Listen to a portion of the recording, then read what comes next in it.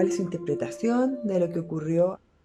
Fue la culminación de un proceso que se largó hace muchos años. Y esos muchos años, se ha dicho que son 30, no, son más. Desde el inicio de la constitución de Pinochet, el 80.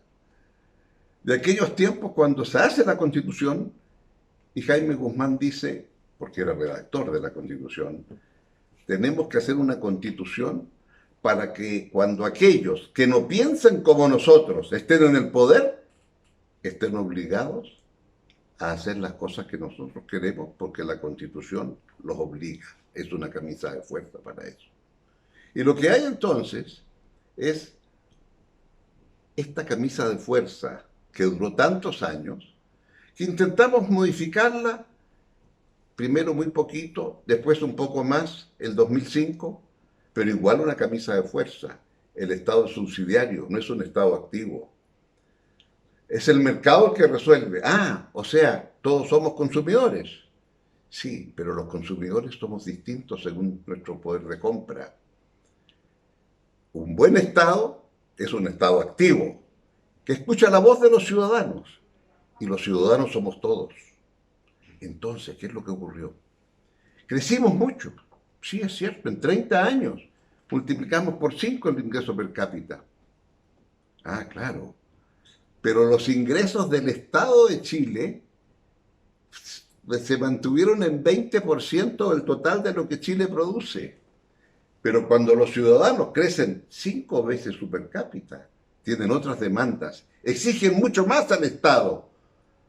Lo primero es decir, estoy pobre, pero es que yo dejé atrás la pobreza. Tengo derecho a que mi hijo vaya a la universidad, porque fue aceptado.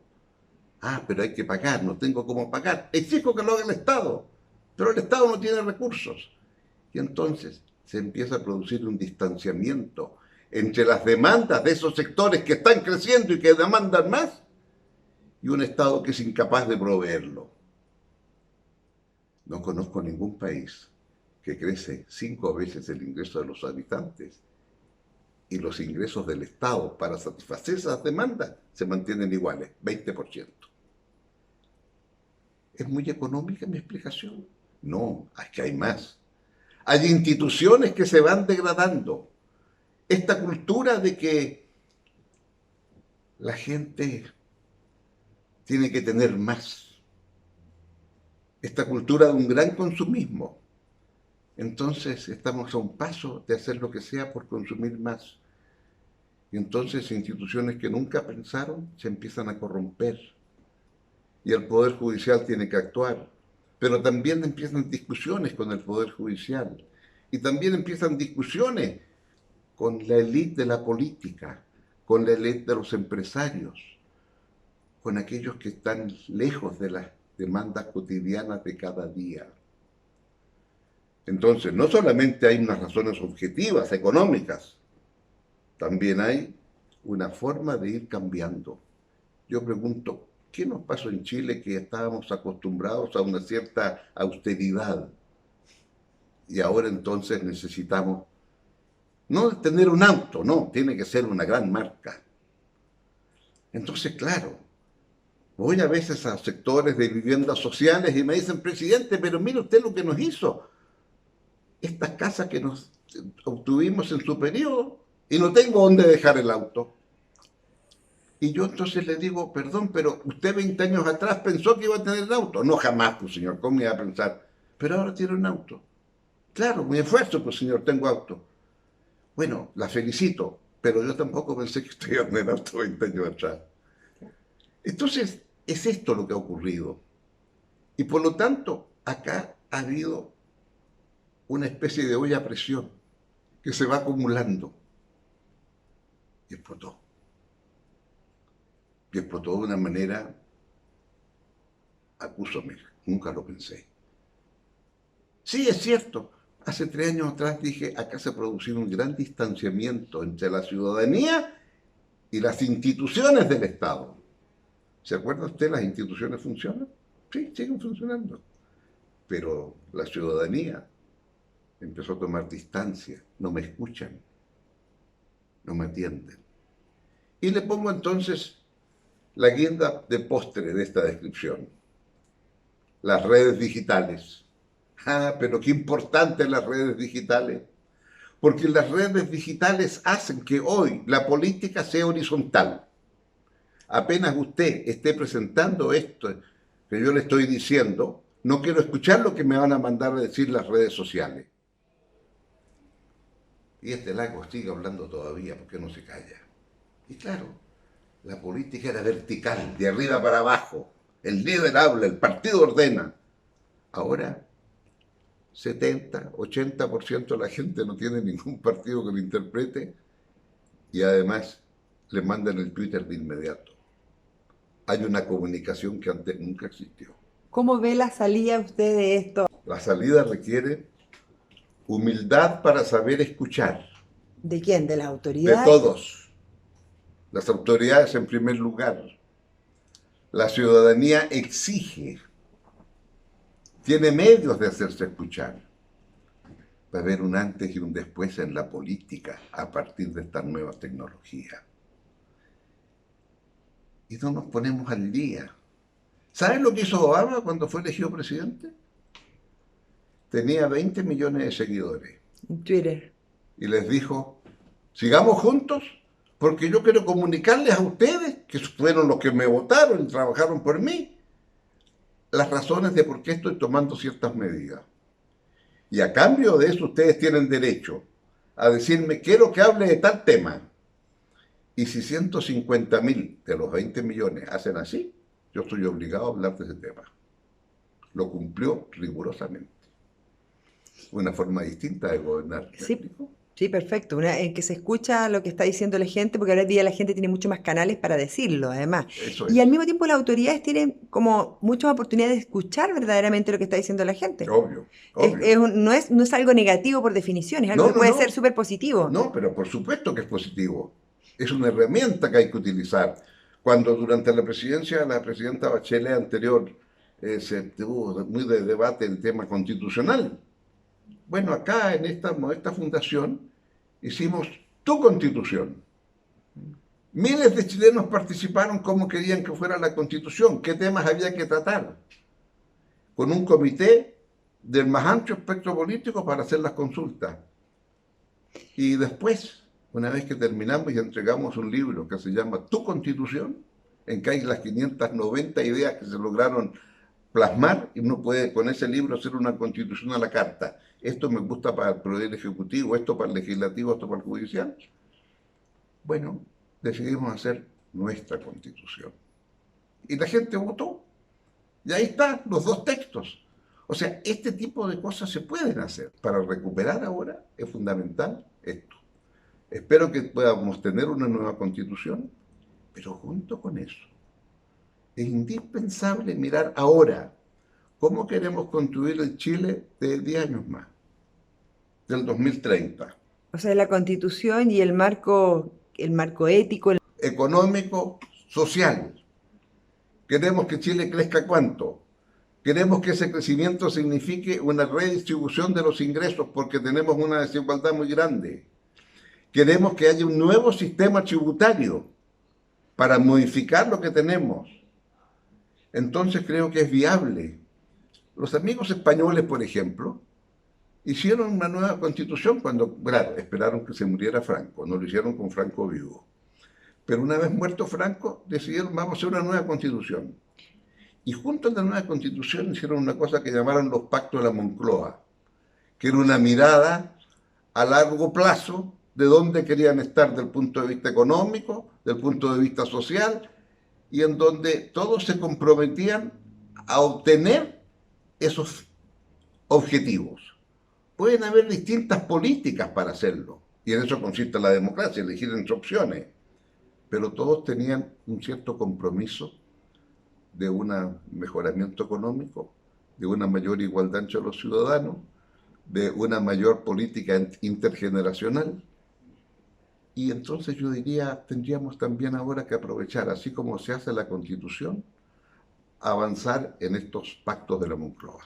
¿Usted siente que el camino hacia adelante está despejado ¿O podemos cometer errores que nos lleven a situaciones más conflictivas y que saquen a Chile del camino de la democracia en un sentido o en otro?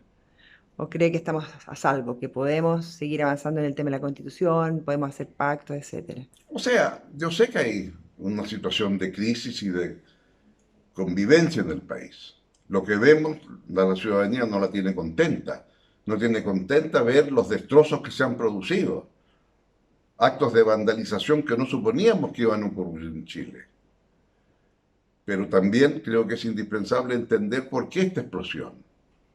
Claro, reivindiquemos lo positivo, ese 1.200.000 que salieron a desfilar a la semana de producido la eclosión, en una manifestación pacífica ejemplar de este país.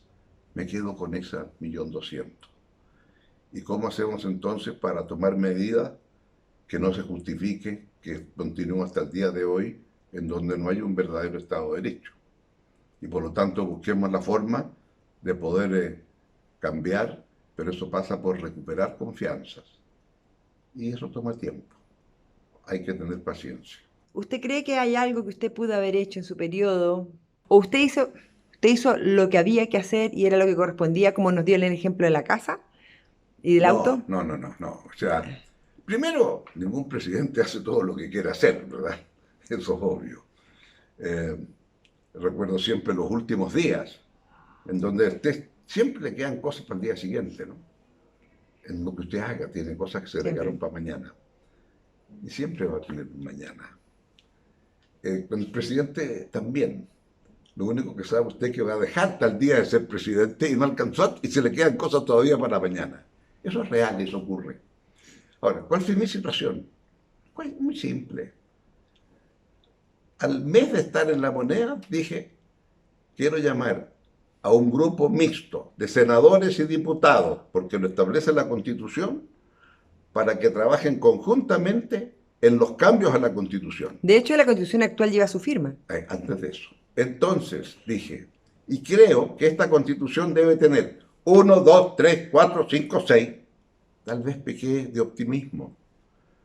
Y una vez que dije 1, 2, 3, 4, 5, 6, los partidos de derecha, que tenían mayoría porque tenían los senadores designados, que ya no existen, me dijeron, usted es muy claro en decir 1, 2, 3, 4, 5, 6. Como nosotros estamos en desacuerdo con 1, 2, 3, 4, 5, 6, no hay acuerdo. Y se acabó este conjunto que yo pretendía hacer. Y trabajamos 5 años, largos 5 años, que es lo único que sacamos. Aquellas cosas de la Constitución claramente antidemocráticas, lo que yo llamo enclaves autoritarios. ¿Cómo cuáles? Que el presidente de la República mande y pueda despedir a los altos mandos de las Fuerzas Armadas.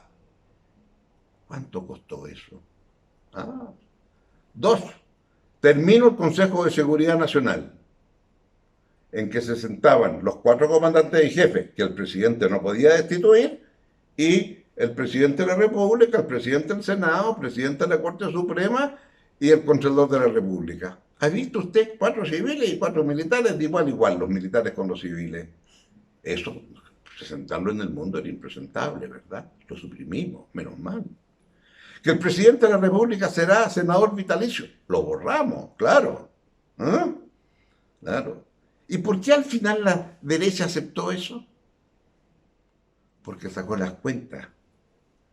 Oiga, si los expresidentes están en el Senado y ya tenemos a Frey en el Senado, entonces, y vamos a tener al Lago en el Senado. Oiga, y se perfila bastante bien Bachelet como sucesora del Lago, ¿ah? Y si después Bachelet también es, oiga, tenemos 3 presidentes en el Senado. No, no nos gusta esa constitución, mejor la derogamos. ¿Me explico? Entonces, lo que conseguimos fue derogar. Algo muy importante, dije yo, esta constitución pasa el test democrático, porque no hay instituciones antidemocráticas. Pero no es lo que a mí me interesa. Por ejemplo, no hemos logrado, y dije yo, van a haber otras modificaciones futuras. De partida, el reconocimiento constitucional de los pueblos indígenas falta. Lo dije en 2005, todavía no se aprueba. Entonces, Cuando me dicen es que la Constitución lleva su firma. Claro, lleva mi firma porque le saquemos todo eso.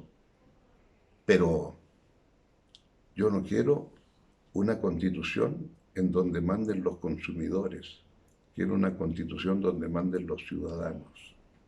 Son los ciudadanos que los determinan cuáles son aquellos bienes y servicios en que tenemos, mire qué linda la frase de Bobbio, en una democracia todos tenemos que ser a lo menos iguales en algo. Y Bobbio dice, ese es el mínimo civilizatorio. Yo aspiro a vivir en un país en que todos seamos a lo menos iguales en algo. Y esos bienes que tenemos que ser todos iguales en algo son los bienes públicos que están al alcance de todos los hijos de Chile. Y eso entonces ser iguales en algo. Ese mínimo civilizatorio es sinónimo de dignidad. Porque ¿de qué se trata en último término? Todos queremos ser iguales en dignidad. Y eso me parece que es el resultado de lo que hemos vivido estos meses.